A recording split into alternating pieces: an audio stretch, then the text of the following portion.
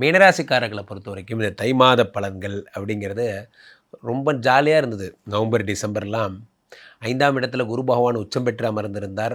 யோகஸ்தானத்திலே உச்சம். அப்போ ரொம்ப பிரமாதமாக இருந்தது லைஃபு. என்ன ஆயிடுச்சுன்னா இப்போ திரும்ப 4ஆம் இடத்துக்கே வந்துட்டார்.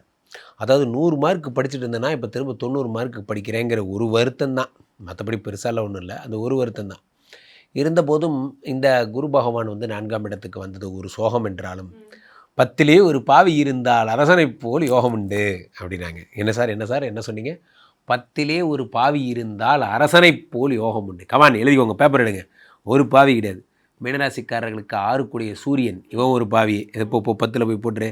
நெக்ஸ்ட்டு 4 7 கூடிய புதன், இவன் ஒரு பாவி, இவனை தூக்கி போடு. அடுத்து 3 8 கூடிய சுக்கிர பகவான், இவன் ஒரு பாவி, அவனையும் தூக்கி 10ல் விடு. போதும் போதும், எத்தனை பாவி பேர் வந்துட்டே இருக்காங்க. சாஸ்திரம் எழுதினவங்களே கன்ஃபியூஸ் ஆயிடுவாங்க. 10லே ஒரு பாவி இருந்தால் தான் அரசனை போல் யோகம். நீங்கள் என்ன 3 4 பாவி போட்டு வச்சுருக்கீங்க? சாதாரண அரசனா இல்லை சார், அரசனாக ஆகணும். அதுக்கு என்ன வழின்னு சொல்லுங்கள். அதுக்காக ஏன்ப்பா இவங்கெல்லாம் கூட்டு வந்து லாக் பண்ணுற அப்படிங்கிற மாதிரி.